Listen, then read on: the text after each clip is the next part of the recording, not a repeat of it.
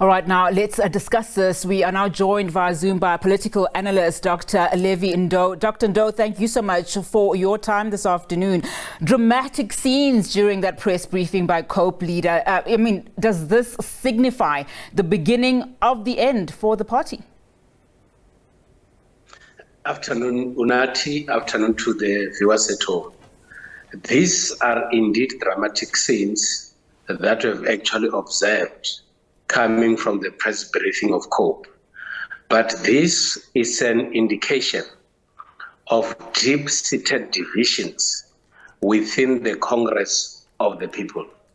You have got one party that is actually not doing well in terms of support, in terms of being voted into parliament, but equally you have to observe three notable groups within one organization.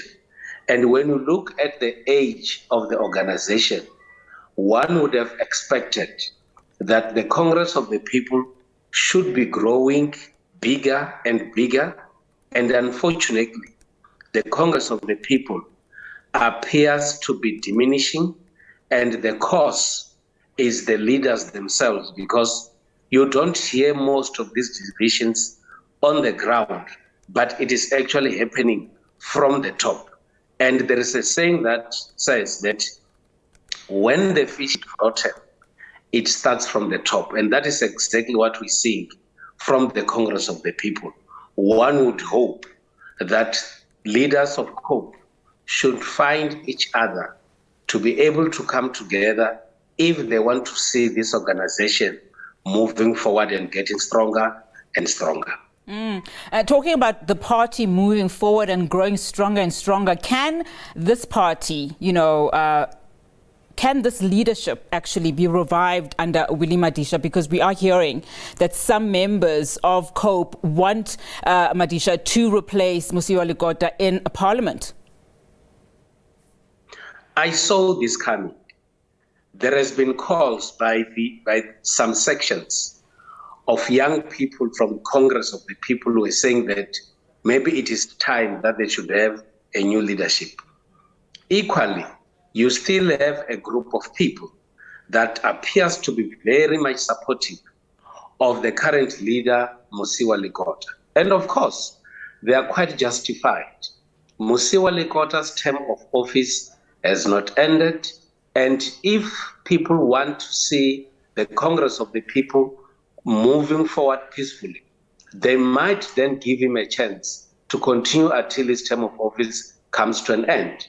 But it also appears as if that there are serious concerns that are being raised by those that do not love Lekota to continue, issues that relate to causing divisions, issues that relate to him participating in parallel structures of the Congress of the People. And of course, allegations of him not being able to attend to his parliamentary responsibilities because of a number of other factors.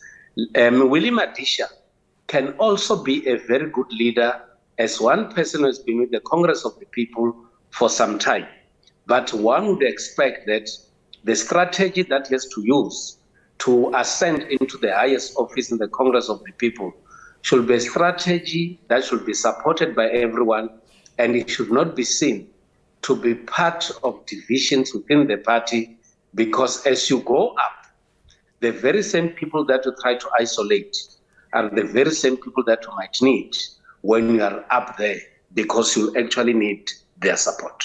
I want us to discuss one other political matter, in fact, that is in front of us. But let's wrap up this discussion around COPE. I want you to paint a picture for us. In as far as the political scene is concerned, what would it look like without a COPE?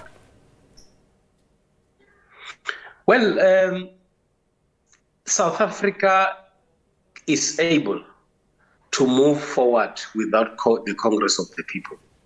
The Congress of the People, when it was formed more than 10 years ago, has always been a factor in South African politics. But the unfortunate part is that whilst we're expecting the Congress of the People to go up and gain more seats in parliament, and have impact in provinces. Unfortunately, that has not been the case.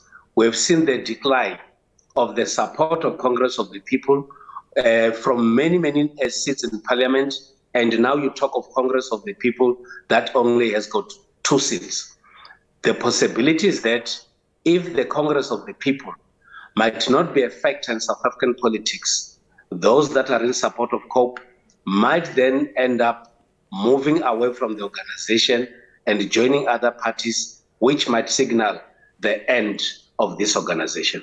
Dr. Ndou, before we go, just one last question. Just looking at the statement that was released by the presidency this morning, saying that President Cyril Ramaphosa did not evade the question on the Phala saga when he was answering questions in the National Assembly yesterday. What do you make of his responses to that matter? Do you think he evaded the answer?